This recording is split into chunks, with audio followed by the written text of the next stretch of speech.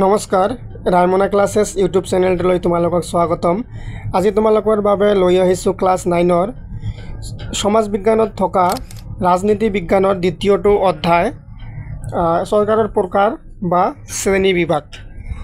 এই পাঠটিৰ অন্তৰ্গত অনুশীলনীত থকা গোটেইখিনি প্ৰশ্নৰ উত্তৰ আমি অতি ভালকৈ আলোচনা কৰিছোঁ, লগতে MCQ আলোচনা কৰিছোঁ আৰু শৰ্ট কুৱেশ্যন পাঠৰ ভিতৰুৱা যিমানবোৰ প্ৰশ্ন হ'ব পাৰে গোটেইখিনি অতি ভালকৈ আলোচনা কৰা হৈছে আৰু পাঠৰ কোনবোৰ বস্তু ইম্পৰ্টেণ্ট, কোনবোৰ প্ৰশ্ন তোমালোকৰ পৰীক্ষাত অহাৰ সম্ভাৱনা আছে, এইবোৰ গোটেইখিনি পাঠত বা ভিডিঅ'টোত দেখাই দিয়া হৈছে। চ' তোমালোকে ভিডিঅ'টো স্কিপ নকৰাকৈ প্ৰথমৰ পৰা লাষ্টলৈকে ভালকৈ চাবা আৰু ভিডিঅ'টো দেখি ভাল লাগিলে চেনেলটো নিশ্চয় ছাবস্ক্ৰাইব কৰিবা। অনুশীলনীৰ প্ৰথমতে আছে অতিচমু উত্তৰৰ প্ৰশ্ন। 1 নম্বৰ প্ৰশ্ন আছে তোমালোকৰ, চৰকাৰৰ শ্ৰেণী বিভাজন কৰা প্ৰথমগৰাকী ৰাজনৈতিক দাৰ্শনিক কোন? উত্তৰ হ'ব চৰকাৰৰ শ্ৰেণী বিভাজন কৰা প্ৰথমগৰাকী ৰাজনৈতিক দাৰ্শনিক হ'ল প্লেটো।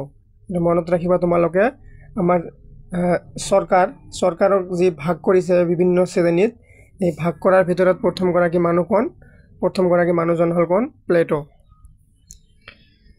2 নম্বৰ প্ৰশ্ন, বৰ্তমান বিশ্বৰ আটাইতকৈ জনপ্ৰিয় চৰকাৰ কোনবিধ?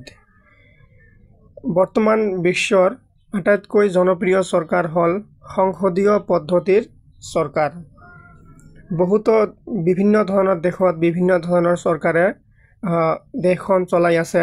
তাৰে ভিতৰত এই সংসদীয় চৰকাৰ যিটো পদ্ধতি, এই সংসদীয় পদ্ধতিটো কি হ'ল আটাইতকৈ পৃথিৱীৰ ভিতৰত কি জনপ্ৰিয়। 3 নম্বৰত আছে তোমালোকৰ সংসদীয় পদ্ধতিৰ চৰকাৰ থকা ৰাষ্ট্ৰ এখনৰ নাম লিখা। তোমালোকে ওপৰত পঢ়িলা যে সংসদীয় পদ্ধতিটো পৃথিৱীৰ ভিতৰত আটাইতকৈ জনপ্ৰিয় পদ্ধতিৰ চৰকাৰ। এতিয়া এই সংসদীয় পদ্ধতি থকা এখন দেশৰ নাম কি? এইখন হ'ব কি? ইংলেণ্ড। ইংলেণ্ড হ'ল কি সংসদীয় পদ্ধতিৰ চৰকাৰ থকা ৰাষ্ট্ৰ এখন হ'ল কি ইংলেণ্ড। 4 নম্বৰ প্ৰশ্ন, সংসদীয় পদ্ধতিৰ চৰকাৰৰ চৰকাৰ প্ৰধান আৰু ৰাষ্ট্ৰপ্ৰধান কোন? এই সংসদীয় চৰকাৰৰ প্ৰধান কোন আৰু ৰাষ্ট্ৰখনৰ প্ৰধান কোন? ইম্পৰ্টেণ্ট হয় প্ৰশ্নটো। সংসদীয় পদ্ধতিৰ চৰকাৰৰ চৰকাৰ প্ৰধান হ'ল প্ৰধানমন্ত্ৰী আৰু ৰাষ্ট্ৰপ্ৰধান হ'ল কোন? ৰাষ্ট্ৰপতি। চৰকাৰৰ কোন? প্ৰধানমন্ত্ৰী আৰু ৰাষ্ট্ৰৰ কোন? ৰাষ্ট্ৰপতি। মনত ৰাখিবা এইটো। 5 নম্বৰত আছে তোমালোকৰ ক্ষমতাৰ পৃথকীকৰণ নীতি কেনে প্ৰকাৰৰ চৰকাৰৰ থাকে? কোনটোৰ কথা কৈছে? ক্ষমতাৰ যি পৃথকীকৰণ, অৰ্থাৎ যি ভাগ কৰি দিয়া থাকে, মানে ক্ষমতা যি আমাৰ পাৱাৰ থাকে চৰকাৰৰ, সেইটো কি কৰা হয়? ডিভাইড কৰি দিয়া হয়। যেনেকৈ PM আছে, আমাৰ প্ৰেচিডেণ্ট আছে, ভাইচ প্ৰেচিডেণ্ট আছে, ইহঁতৰ মাজত কি পাৱাৰ বা ক্ষমতাখন কি ভাগ কৰি দিয়া আছে বা ডিভাইড কৰি দিয়া আছে। একেজনৰ মাজতে কিন্তু গোটেই পাৱাৰ নাই, চবৰে হাতত ভাগ কৰি দিয়া আছে। ইয়াৰ হাতত এইখিনি পাৱাৰ আছে, আমাৰ PM-ৰ হাতত এইখিনি পাৱাৰ আছে, প্ৰেচিডেণ্ট বা ৰাষ্ট্ৰপতিৰ হাতত কিছুমান পাৱাৰ থাকে। এনেকৈ পাৱাৰ কি কৰা থাকে? পাৱাৰৰ এছামিছ হৈছে কি ক্ষমতা। এই ক্ষমতাৰ যি পৃথকীকৰণ বা যি ভাগ কৰি দিয়া হয়, এই পৃথকীকৰণৰ নীতি কেনে প্ৰকাৰৰ চৰকাৰৰ থাকে?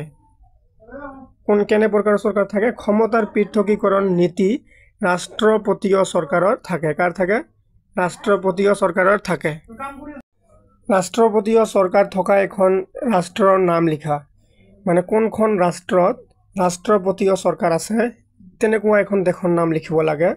ৰাষ্ট্ৰপতীয় চৰকাৰ থকা এখন ৰাষ্ট্ৰৰ নাম হ'ল আমেৰিকা যুক্তৰাষ্ট্ৰ। 7 নম্বৰ প্ৰশ্ন হ'ল এক কেন্দ্ৰীয় চৰকাৰ থকা ৰাষ্ট্ৰ এখনৰ নাম লিখা। এক কেন্দ্ৰীয় চৰকাৰ থকা ৰাষ্ট্ৰ এখনৰ নাম হ'ল কি? জাপান। এইবোৰ কিন্তু ইম্পৰ্টেণ্ট হয় তোমালোকৰ, MCQ আকাৰত এইবিলাক তোমালোকক দি দিব ফাইনেল পৰীক্ষাত বা হাফ ইয়াৰলিত। 8 নম্বৰত আছে যুক্তৰাষ্ট্ৰীয় পদ্ধতিৰ চৰকাৰত থকা দুবিধ চৰকাৰ কি কি? এই যুক্তৰাষ্ট্ৰীয় পদ্ধতি যে আছে, এই চৰকাৰত আকৌ কি আছে? দুবিধ চৰকাৰ আছে। এই দুবিধ চৰকাৰ কি কি? এই যুক্তৰাষ্ট্ৰীয় পদ্ধতিৰ চৰকাৰত থকা দুবিধ চৰকাৰ হ'ল কেন্দ্ৰীয় চৰকাৰ আৰু ৰাজ্য চৰকাৰ। এই যুক্তৰাষ্ট্ৰীয় পদ্ধতিৰ চৰকাৰত দুটা ভাগ থাকে, এটা হৈছে কেন্দ্ৰীয় চৰকাৰ আৰু এটা কি? ৰাজ্য চৰকাৰ। 9 নম্বৰ প্ৰশ্ন আছে ছুইজাৰলেণ্ডত কোন পদ্ধতিৰ চৰকাৰ আছে? উত্তৰ হ'ব ছুইজাৰলেণ্ডত যুক্তৰাষ্ট্ৰীয় পদ্ধতিৰ চৰকাৰ আছে। মনত ৰাখিবা, ছুইজাৰলেণ্ডত যুক্তৰাষ্ট্ৰীয় পদ্ধতিৰ চৰকাৰ আছে। আৰু ক'ত আছে? আমেৰিকাত যুক্তৰাষ্ট্ৰীয় চৰকাৰ আছে। এইবাৰ তোমালোকে মনত ৰাখিবা, পাৰ্টত দিয়া এনেকুৱা ধৰণৰ শৰ্ট কুৱেশ্যনবোৰ তোমালোকক MCQ আকাৰত দি দিব পাৰে। 10 নম্বৰ প্ৰশ্ন, ভাৰতবৰ্ষত দ্বৈত নাগৰিকত্ব ব্যৱস্থা, এইটো অকল হ'ব, এনেকুৱা হ'ব, এইটো টাইপিং মিষ্টেক হৈ গৈছে, ব্যৱস্থা এনেকুৱা হ'ব, ব্যৱস্থা আছে না? উত্তৰ হ'ব ভাৰতবৰ্ষত দ্বৈত নাগৰিকত্ব ব্যৱস্থা নাই। কাৰণ এই আমেৰিকাৰ দৰে কিছুমান ৰাষ্ট্ৰত এই দ্বৈত নাগৰিকত্ব মানে ডুৱেল চিটিজেনশ্বিপ। আমি যে আমাৰ এই ভাৰতৰ নাগৰিক হিচাপত আমাৰ যি আমাৰ নাগৰিকত্ব আছে, আমাৰ নাগৰিকত্ব এটাই হয়। আমি যে অসমৰ মানুহ হিচাপত আমাৰ অসমৰ বেলেগকৈ একো নাগৰিকত্ব নাই, কিন্তু আমি গোটেইখিনি আমাৰ অসম হওক, ৱেষ্ট বেংগল হওক, মহাৰাষ্ট্ৰ হওক, আমি গোটেইবোৰ মিলি এখন ইণ্ডিয়ান বা ভাৰতীয় হিচাপে এখন নাগৰিকত্ব লাভ কৰিছোঁ। সেইকাৰণে আমাৰ ভাৰতবৰ্ষত কি এক নাগৰিকত্ব ব্যৱস্থা, আমাৰ ইয়াত দ্বৈত নাগৰিকত্ব ব্যৱস্থা বা ডুৱেল চিটিজেনশ্বিপ কিন্তু নাই। মনত ৰাখিবা, আমাৰ ভাৰতবৰ্ষত দ্বৈত নাগৰিকত্ব ব্যৱস্থা নাই, আমাৰ ভাৰতবৰ্ষত কি আছে? এক নাগৰিকত্ব ব্যৱস্থা আছে। চমু প্ৰশ্ন 1 নম্বৰত আছে, বৰ্তমান সময়ত প্ৰচলিত বিশ্বৰ বিভিন্ন প্ৰকাৰৰ চৰকাৰ কি কি? ইম্পৰ্টেণ্ট হয় প্ৰশ্নটো। উত্তৰ হ'ব বৰ্তমান সময়ত প্ৰচলিত বিশ্বৰ বিভিন্ন প্ৰকাৰৰ চৰকাৰ হ'ল এক কেন্দ্ৰীয়, যুক্তৰাষ্ট্ৰীয়, সংসদীয় আৰু কি ৰাষ্ট্ৰপতীয় চৰকাৰ। এইটো তোমালোকে দাগ দি ৰাখা, খুবেই ইম্পৰ্টেণ্ট হয় প্ৰশ্নটো। কি কি আছে মনত তোমালোকে এইবোৰ মুখস্থ কৰি ল'বা। এক কেন্দ্ৰীয়, যুক্তৰাষ্ট্ৰীয়, সংসদীয় আৰু ৰাষ্ট্ৰপতীয় চৰকাৰ, এইবোৰ হ'ল কি বিভিন্ন চৰকাৰৰ প্ৰকাৰ। 2 নম্বৰত আছে তোমালোকৰ সংসদীয় পদ্ধতিৰ চৰকাৰৰ দুটা বৈশিষ্ট্য লিখা। দুটা বৈশিষ্ট্য কি হ'ব? উত্তৰ হ'ব সংসদীয় পদ্ধতিৰ চৰকাৰৰ দুটা বৈশিষ্ট্য তলত উল্লেখ কৰা হ'ল। এইটো স্পেলিংটো ভুল হৈছে, তোমালোকে ঠিক কৰি ল'বা, এনেকুৱা হ'ব স্পেলিংটো, এইবাৰ অটো কাৰেক্টত আহি যায়। প্ৰথমটো বৈশিষ্ট্য হ'ল দুজন মুৰব্বী থাকে সংসদীয় পদ্ধতিত, আৰু খ নম্বৰত কি মন্ত্ৰী পৰিষদৰ সামূহিক দায়বদ্ধতা থাকে। 3 নম্বৰত আছে তোমালোকৰ সংসদীয় পদ্ধতিৰ চৰকাৰৰ দুটা দোষ আৰু দুটা গুণ চমুকৈ লিখা। সংসদীয় পদ্ধতিৰ চৰকাৰৰ দুটা গুণ প্ৰথমতে আলোচনা কৰা হ'ল। কি আছে ক নম্বৰত? এই চৰকাৰৰ নমনীয় চৰিত্ৰৰ, এই চৰকাৰত কাৰ্যপালিকা পৰিৱৰ্তনৰ প্ৰক্ৰিয়া সহজ। খ নম্বৰ হৈছে সংসদীয় পদ্ধতিৰ চৰকাৰত কাৰ্যপালিকা আৰু বিধানমণ্ডলৰ মাজত সুসম্পৰ্ক আৰু সহযোগিতা থাকে, ফলত যিকোনো সমস্যা আইনৰ সহায়ত সহজে সমাধান কৰিব পাৰি। এই দুটা হ'ল কি সংসদীয় চৰকাৰৰ দুটা গুণ। এতিয়া আমি আলোচনা কৰিম দুটা দোষ বা দুটা বেয়া। ক নম্বৰত আছে ক্ষমতাৰ পৃথকীকৰণৰ নীতি নথকাৰ বাবে সংসদীয় পদ্ধতিৰ চৰকাৰত মন্ত্ৰী পৰিষদৰ হাতত বিধায়নী আৰু কাৰ্যকৰী ক্ষমতা ন্যস্ত থাকে, যাৰ ফলত মন্ত্ৰী পৰিষদে একনায়কত্ববাদী শাসন চলোৱাৰ সম্ভাৱনা থাকে। আৰু 2 নম্বৰ দোষটো কি? এনে শাসন ব্যৱস্থাত দলীয় প্ৰথাই বিশেষ গুৰুত্ব লাভ কৰে, দলবিলাকৰ মাজত থকা অন্তকণ্ডলে ৰাজনীতি বিষাক্ত কৰে আৰু চৰকাৰৰ কাম কাজৰ ওপৰত বিৰূপ প্ৰভাৱ পেলায়। 4 নম্বৰত আছে ক্ষমতাৰ পৃথকীকৰণ নীতি মানে কি? উত্তৰ হ'ব ক্ষমতাৰ পৃথকীকৰণ নীতি মানে হ'ল ৰাষ্ট্ৰপতীয় চৰকাৰত কাৰ্যপালিকা বিধানমণ্ডলৰ ওচৰত দায়বদ্ধ নহয়, দুয়োৰে স্থিতি সম্পূৰ্ণ স্বাধীন। বিধানমণ্ডলৰ সদস্য কাৰ্যপালিকাৰ সদস্য হ'ব নোৱাৰে। সদস্য পদ্ধতিৰ চৰকাৰে দৰে ৰাষ্ট্ৰপতীয় চৰকাৰত কাৰ্যপালিকাৰ সদস্যই বিধানমণ্ডলৰ কাৰ্যক্ৰমণিকাত অংশ ল'ব নোৱাৰে। এইটো কি ক্ষমতাৰ পৃথকীকৰণৰ নীতি। 5 নম্বৰত আছে ৰাষ্ট্ৰপতীয় চৰকাৰৰ দুটা বৈশিষ্ট্য লিখা। উত্তৰ হ'ব ৰাষ্ট্ৰপতীয় চৰকাৰৰ দুটা বৈশিষ্ট্য হ'ল ক নম্বৰ আছে ক্ষমতাৰ পৃথকীকৰণ নীতি আৰু খ নম্বৰ কি ৰাষ্ট্ৰপ্ৰধানৰ নিৰ্দিষ্ট কাৰ্যকাল। এইটো ইম্পৰ্টেণ্ট হয় 5 নম্বৰ প্ৰশ্নটো। 6 নম্বৰত আছে এক কেন্দ্ৰীয় চৰকাৰৰ দুটা গুণ আৰু দুটা দোষ চমুকৈ লিখা। উত্তৰ হ'ব এক কেন্দ্ৰীয় চৰকাৰৰ দুটা গুণ তলত উল্লেখ কৰা হ'ল। ক নম্বৰত আছে এক কেন্দ্ৰীয় চৰকাৰত চৰকাৰ পৰিচালনাৰ ব্যয় কম, ফলত উন্নয়নমূলক কামত অধিক ধন ব্যয় কৰাৰ সুযোগ থাকে। খ নম্বৰ হৈছে জৰুৰীকালীন ব্যৱস্থা এক কেন্দ্ৰীয় চৰকাৰ বিশেষ উপযোগী অতি ক্ষিপ্ৰভাৱে এনে চৰকাৰৰ যিকোনো অৱস্থাৰ সন্মুখীন হ'ব পাৰে। এই দুটা কি পঢ়িলোঁ আমি এক কেন্দ্ৰীয় চৰকাৰৰ দুটা গুণ পঢ়িলোঁ অৰ্থাৎ ভাল ছাইড। এতিয়া আমি দুটা দোষ পঢ়িম। এক কেন্দ্ৰীয় চৰকাৰৰ দুটা দোষ। ক নম্বৰ হৈছে এক বৃহৎ আকাৰৰ ৰাষ্ট্ৰৰ বাবে এই চৰকাৰৰ উপযুক্ত নহয়। আৰু খ নম্বৰটো হৈছে এক কেন্দ্ৰীয় চৰকাৰ অধিক আমোলাতান্ত্ৰিক। এনে চৰকাৰত আমোলাসকলে প্ৰকৃততে শাসন চলায়। এতিয়া হ'ল তোমালোকৰ অনুশীলনীত থকা দীঘল উত্তৰৰ প্ৰশ্ন। এক নম্বৰত আছে ৰাষ্ট্ৰপতীয় চৰকাৰৰ গুণ আৰু দোষসমূহ লিখা। উত্তৰ হ'ব ৰাষ্ট্ৰপতীয় চৰকাৰৰ গুণ। এক নম্বৰ আছে ৰাষ্ট্ৰপতীয় চৰকাৰত ৰাষ্ট্ৰৰ প্ৰতিজন এটা নিৰ্দিষ্ট কাৰ্যকালৰ বাবে নিৰ্বাচিত হোৱা বাবে আৰু সহজে তেওঁক পদবীৰ পৰা আঁতৰ কৰিব নোৱাৰাৰ বাবে চৰকাৰখন স্থায়ী হয়। ইয়াত বিধানমণ্ডলৰো নিৰ্দিষ্ট কাৰ্যকাল থাকে। দ্বিতীয় নম্বৰ গুণ হ'ল ক্ষমতাৰ পৃথকীকৰণ ব্যৱস্থাৰ বাবে তিনিওটা অংগই স্বাধীনভাৱে কাম কৰাৰ সুযোগ পায়। উল্লেখযোগ্য যে এই চৰকাৰ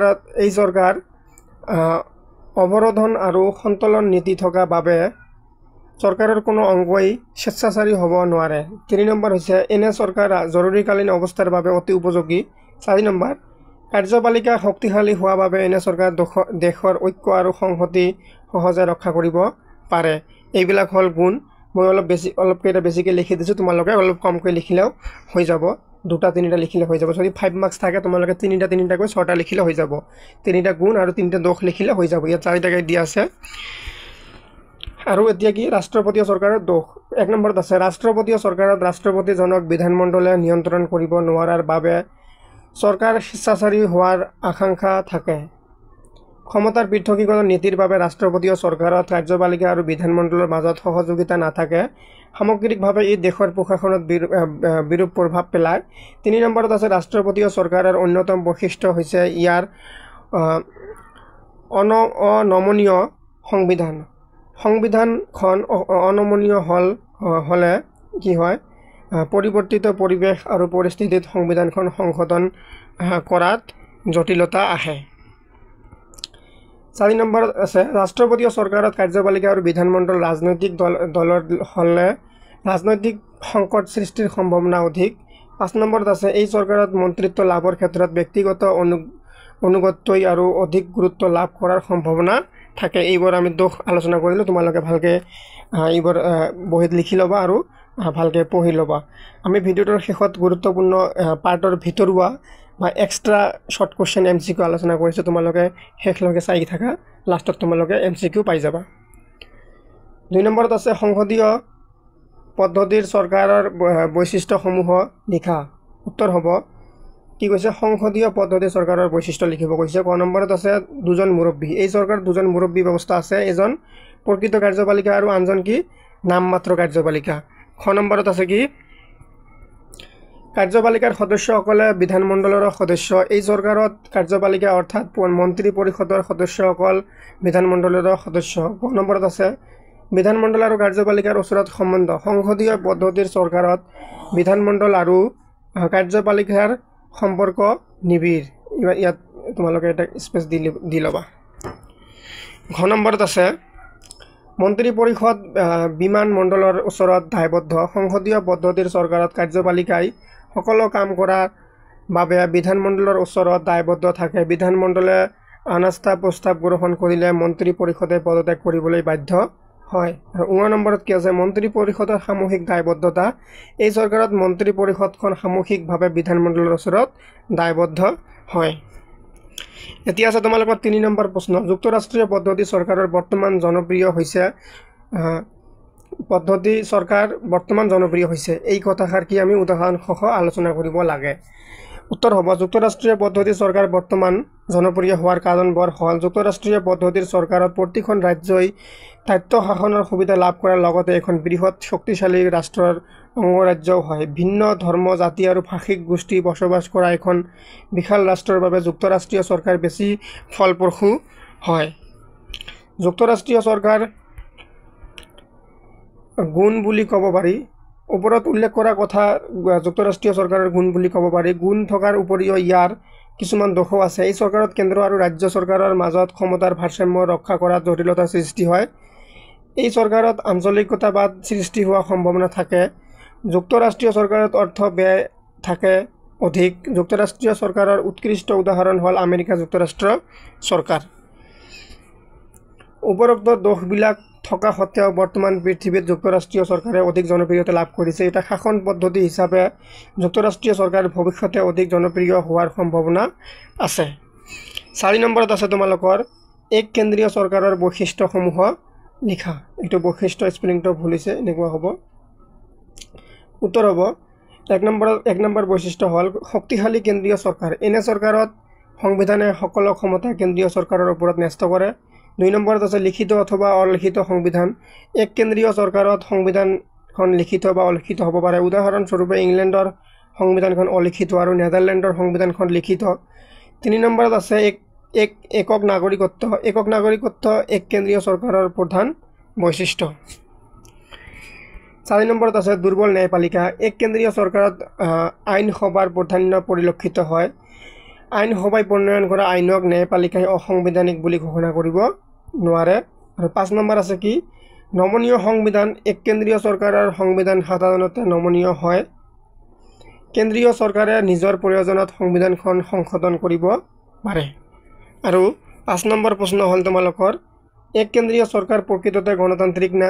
সমালোচনা আগবঢ়োৱা। উত্তৰ হ'ব এক কেন্দ্ৰীয় চৰকাৰত প্ৰশাসনিক গোট থাকে আৰু এনে গোটবোৰ স্বতন্ত্ৰতাৰ অভাৱত সমস্যা সমাধানত ব্যৰ্থ হয়। এনে চৰকাৰত আমোলসকলৰ প্ৰভাৱ বেছি, গতিকে দুৰ্নীতি প্ৰশয় পায়। জনগণ ৰাজনৈতিকভাৱে সক্ৰিয় হ'ব নোৱাৰে। এনেবোৰ বৈশিষ্ট্যৰ বাবে এক কেন্দ্ৰীয় চৰকাৰক প্ৰকৃততে গণতান্ত্ৰিক বুলি ক'ব নোৱাৰি। কিন্তু ইংলেণ্ড, ফ্ৰান্স আদি দেশত এই চৰকাৰৰ গণতান্ত্ৰিকভাৱে নিৰ্বাচিত হৈ সুচাৰুৰূপে কাম কৰি আছে বাবে আমি এক কেন্দ্ৰীয় চৰকাৰক অগণতান্ত্ৰিক বুলি ক'ব নোৱাৰোঁ। কিন্তু ভাৰতবৰ্ষত আদিৰ দৰে বৃহৎ আকাৰৰ ৰাষ্ট্ৰ আৰু বহল জনসংখ্যাৰ পৰিপূৰ্ণ দেশ এখনত য'ত বিভিন্ন জাতি ভাষাৰ লোকে বাস কৰে, তেনে দেশত এক কেন্দ্ৰীয় চৰকাৰ অগণতান্ত্ৰিক হোৱাৰ সম্ভাৱনা নথকা নহয়। এতিয়া আমি আলোচনা কৰিম অতিৰিক্ত চমু প্ৰশ্ন উত্তৰ আৰু MCQ। এই প্ৰশ্নৰ উত্তৰবোৰ তোমালোকে MCQ আকাৰতো তোমালোকক দিব পাৰে। সেইকাৰণে আমি শ্বৰ্টকৈ ডাইৰেক্ট প্ৰশ্নৰ উত্তৰ হিচাপত লিখি দিয়া হৈছে। জাষ্ট ইয়াত MCQ আকাৰত দিয়া হোৱা নাই, মানে কেনেকৈ 4টা অপশ্যনত দিয়া হোৱা নাই। কিন্তু এইবোৰ ছেইম, তোমালোকক MCQ আকাৰত এইবিলাক উঠাই দিব পাৰে। একেই কথাটো তোমালোকে পঢ়ি ল'বা। খুবেই ইম্পৰ্টেণ্ট তোমালোকৰ আগত আহি যোৱা কিছুমান প্ৰশ্ন ইয়াত উঠাই দিয়া হৈছে। 1 নম্বৰত কি দিছে? বৰ্তমান পৃথিৱীৰ কোন ৰাষ্ট্ৰত এতিয়াও ৰজা বা ৰাণী আছে? ক'ত আছে? ইংলেণ্ড, নেপাল আৰু ভূটান। এইটো তোমালোকক অপশ্যনত দিব। অপশ্যনত দি যিকোনো এটা ৰজা বা ৰাণী থকা এটা দেশৰ নাম দিব আৰু বাকীকেইটা ৰজা ৰাণী নথকা দেশৰ নাম দিব। তোমালোকে কি কৰিব লাগিব? ইংলেণ্ডটো কাৰেক্ট এনচাৰ বুলি বাছি ল'ব লাগিব। 2 নম্বৰত কি আছে? আধুনিক যুগত চৰকাৰক শ্ৰেণী বিভাগ কৰা পণ্ডিত কৰা কেইজনৰ নাম লিখা। কোন কৰিছিল আধুনিক যুগত? মেৰিয়ট, ব্ৰাইছ আৰু লিকক। এই কেইজন মানুহ কি কৰিছিলে? চৰকাৰক শ্ৰেণী ভাগ কৰিছে। বৰ্তমান যুগত পৃথিৱীৰ জনপ্ৰিয় হোৱা গণতান্ত্ৰিক চৰকাৰ কেই প্ৰকাৰ আৰু কি? 4 প্ৰকাৰৰ হয়। বৰ্তমান যুগত পৃথিৱীত জনপ্ৰিয় হোৱা গণতান্ত্ৰিক চৰকাৰ কেই প্ৰকাৰ? 4 প্ৰকাৰৰ। এটা এক কেন্দ্ৰীয় চৰকাৰ, যুক্তৰাষ্ট্ৰীয় চৰকাৰ আৰু কি সাংসদীয় চৰকাৰ আৰু ৰাষ্ট্ৰপতীয় চৰকাৰ। এই 3 নম্বৰ প্ৰশ্নটো খুবেই ইম্পৰ্টেণ্ট, তোমালোকে লিখি লোৱা এতিয়াই বহীত। খুবেই ইম্পৰ্টেণ্ট হয় প্ৰশ্নটো। আৰু 4 নম্বৰত আছে কি তোমালোকৰ চৰকাৰৰ প্ৰধান অংগ কেইটা আৰু কি? এইটো খুবেই ইম্পৰ্টেণ্ট হয়। চৰকাৰৰ প্ৰধান অংগ 3টা, কাৰ্যপালিকা, বিধানমণ্ডল আৰু ন্যায়পালিকা। এই 3টা তোমালোকে মনত ৰাখিবা। 4 নম্বৰ প্ৰশ্নটো খুবেই ইম্পৰ্টেণ্ট হয়, ভেৰি ইম্পৰ্টেণ্ট। এতিয়া আমি কি কৰিম? এই চৰকাৰৰ প্ৰকাৰ বা শ্ৰেণী বিভাগ অতিৰিক্ত আকৌ আমি কেইটা অতিৰিক্ত চমু প্ৰশ্নৰ উত্তৰ আলোচনা কৰিম। 1 নম্বৰত কি দিয়া আছে? ৰাষ্ট্ৰৰ শ্ৰেণী বিভাজন কিহৰ ওপৰত ভিত্তি কৰি কৰা হয়? চৰকাৰৰ চৰিত্ৰৰ ওপৰত কৰা হয়। এইবোৰ তোমালোকে MCQ আকাৰত দিব পাৰে, মানে ষ্টেটমেণ্ট দিব পাৰে। সেইকাৰণে এইবোৰ বেলেগকৈ দিয়া হৈছে। মানে আজিকালি কি হৈছে, তোমালোকৰ মেট্ৰিক ফাইনেলত হওক বা 9ৰ ফাইনেলত কি দেখা যায়? কিছুমান এনেকৈ ষ্টেটমেণ্ট দিয়া দেখা যায় MCQৰ অপশ্যনত। সেইকাৰণে মানে এইবোৰ কি কৰা হৈছে? তোমালোকক লিখি দিয়া হৈছে। 2 নম্বৰত আছে চৰকাৰ শ্ৰেণী বিভাজনক কাৰ লগত তুলনা কৰা হয়? উত্তৰ হ'ব ৰাষ্ট্ৰীয় শ্ৰেণী বিভাজনৰ লগত তুলনা কৰা হয়। 3 নম্বৰত আছে প্লেটৰ পিছত কোনজন গ্ৰীক দাৰ্শনিকে চৰকাৰৰ শ্ৰেণী বিভাজন কৰিছিল কোনে কৰিছিল এৰিষ্টটলে কৰিছিল 4 নম্বৰত আছে এৰিষ্টটল আৰু প্লেটোৱে এজন শাসনক কি বুলি এৰিষ্টটল আৰু প্লেটোৱে এজনৰ শাসনক কি বুলি কৈছিল মানে এজনে কৰা শাসনক কি বুলি কৈছিল এৰিষ্টটল আৰু প্লেটোৱে এটোক ৰাজতন্ত্ৰ বুলি কৈছিল যিখন দেশত এজন মানুহে শাসন কৰে ইয়াক কি বুলি কোৱা হয় ৰাজতন্ত্ৰ বুলি কোৱা হয় 5 নম্বৰত আছে এৰিষ্টটল আৰু প্লেটোৱে কেইজন মানুহৰ শাসনক কি বুলি কৈছে মানে কেইজন মানুহ মিলি শাসন কৰা বুলি কি কৈছে অভিজাত তন্ত্ৰ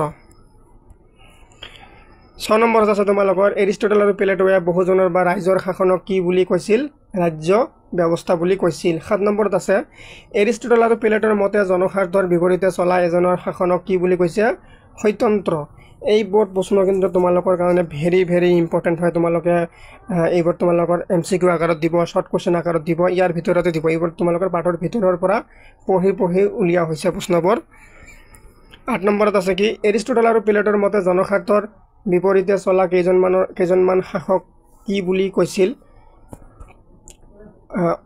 আদ্যান্ততন্ত্ৰ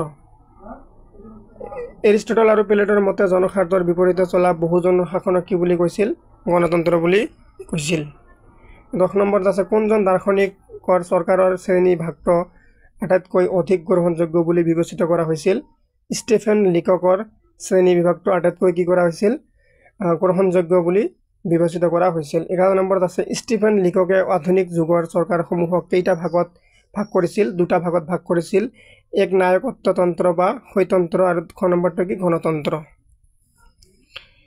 12 নম্বৰ প্ৰশ্ন এক নায়কতন্ত্ৰ বা স্বতন্ত্ৰ কাক বোলে উত্তৰ হ'ব যি দেশত এজন ব্যক্তি বা এটা ৰাজনৈতিক দলৰ একচ্ছত্ৰী শাসন চলি থাকে তেনে শাসনৰ ব্যৱস্থাক এক নায়কতন্ত্ৰ বা স্বতন্ত্ৰ বোলা হয় 13 নম্বৰত আছে গণতন্ত্ৰ কাক বোলে যি দেশত জনসাধাৰণৰ কল্যাণৰ বাবে জনসাধাৰণে শাসন চলায় তাকে গণতন্ত্ৰ বোলে 14 নম্বৰত আছে গণতন্ত্ৰৰ সকলো ক্ষমতাৰ উৎস আৰু অধিকাৰী কোন জনসাধাৰণ 15 নম্বৰত আছে গণতন্ত্ৰ কেই প্ৰকাৰ আৰু কি কি গণতন্ত্ৰ দুই প্ৰকাৰ প্ৰত্যক্ষ গণতন্ত্ৰ আৰু পৰোক্ষ গণতন্ত্ৰ 16 নম্বৰত আছে প্ৰত্যক্ষ গণতন্ত্ৰ কাক বোলে যি দেশৰ গণতন্ত্ৰত দেশৰ সকলো জনসাধাৰণে প্ৰত্যক্ষভাৱে শাসনত অংশগ্ৰহণ কৰিব পাৰে এনে গণতন্ত্ৰক প্ৰত্যক্ষ গণতন্ত্ৰ বোলে যেনে আগৰ দিনৰ গ্ৰীচৰ এথেন্স পৰোক্ষ গণতন্ত্ৰ যি দেশৰ গণতন্ত্ৰ প্ৰতিনিধিৰ যোগেদিহে সৰ্বসাধাৰণৰ শাসনত অংশগ্ৰহণ কৰিব পাৰে তেনে গণতন্ত্ৰক পৰোক্ষ গণতন্ত্ৰ বোলে 18 নম্বৰত আছে ষ্টিফেন লিককে আধুনিক গণতন্ত্ৰত কেইটা ভাগত ভগাইছে দুটা ভাগত গণৰাজ্য বা প্ৰজাতন্ত্ৰ আৰু কি সীমিত ৰাজতন্ত্ৰ 19 নম্বৰত আছে সংসদীয় পদ্ধতিৰ চৰকাৰ জন্মস্থান ক'ত ইংলেণ্ডত 20 নম্বৰত আছে সংসদীয় পদ্ধতিৰ চৰকাৰক কি নামেৰে জনা যায় বেষ্ট মিনিষ্টাৰ মডেল চৰকাৰ বুলি জনা যায় 21 নম্বৰত আছে সংসদীয় পদ্ধতিৰ চৰকাৰত নিবিড় সম্পৰ্ক কাৰ মাজত বিধানমণ্ডল আৰু কাৰ্যপালিকাৰ লগত 22 নম্বৰ প্ৰশ্ন হৈছে ৰাষ্ট্ৰপতীয় চৰকাৰৰ সংবিধানখন কেনেকুৱা ৰাষ্ট্ৰপতীয় চৰকাৰৰ সংবিধানখন অনমনীয় 23 নম্বৰত আছে ৰাষ্ট্ৰপতীয় চৰকাৰত কি নীতিৰ বাবে চৰকাৰখন স্বেচ্ছাচাৰী হ'ব নোৱাৰে অৱৰোধন আৰু সন্তোলন নীতিৰ বাবে 24 নম্বৰত আছে তোমালোকৰ যুক্তৰাষ্ট্ৰীয় শাসন ব্যৱস্থা পোনপ্ৰথমে ক'ত হৈছিল আমেৰিকাত হৈছিল 25 নম্বৰ দ্বৈত নাগৰিকত্ব ব্যৱস্থা থকা ৰাষ্ট্ৰ এখনৰ নাম লিখা আমেৰিকা যুক্তৰাষ্ট্ৰ একক নাগৰিকত্ব ব্যৱস্থা থকা ৰাষ্ট্ৰ এখনৰ নাম লিখা এখন আমাৰ নিজৰে ভাৰতবৰ্ষ 27 নম্বৰ প্ৰশ্ন ক্ষমতাৰ পৃথকীকৰণ ব্যৱস্থা থকা চৰকাৰ দুখনৰ নাম লিখা যুক্তৰাষ্ট্ৰীয় চৰকাৰ আৰু ৰাষ্ট্ৰপতীয় চৰকাৰ 28 নম্বৰত আছে তোমালোকৰ যুক্তৰাষ্ট্ৰৰ গৃহভূমি বুলি কাক কোৱা হয় আমেৰিকাক কোৱা হয় 29 নম্বৰ প্ৰশ্ন আছে তোমালোকৰ আমেৰিকা যুক্তৰাষ্ট্ৰৰ গৃহভূমি বুলি কিয় কোৱা হয় প্ৰকৃততে আমেৰিকাতেই প্ৰথম যুক্তৰাষ্ট্ৰীয় চৰকাৰৰ সৃষ্টি হৈছিল বাবে আমেৰিকাক যুক্তৰাষ্ট্ৰৰ গৃহভূমি বুলি কোৱা হয় 30 নম্বৰত আছে হোৱাইট হাউচ কাক বোলে আমেৰিকা যুক্তৰাষ্ট্ৰৰ ৰাষ্ট্ৰপতি ভৱনক হোৱাইট হাউচ বোলে আৰু প্ৰথম ৰাষ্ট্ৰপতি যুক্তৰাষ্ট্ৰীয় চৰকাৰ সৃষ্টি হৈছিল আমেৰিকা যুক্তৰাষ্ট্ৰত খ নম্বৰটো কাৰেক্ট আনসাৰ হ'ব এইখিনিতে তোমালোকৰ পাঠৰ ভিতৰৰ অনুশীলনীত থকা গোটেইখিনি প্ৰশ্নৰ উত্তৰ আলোচনা কৰা হৈ গ'ল আৰু এক্সট্ৰা শৰ্ট কোশ্চেন আনসাৰ বা এমসিকিউ গোটেইখিনি আমাৰ আলোচনা কৰা হৈ গ'ল ধন্যবাদ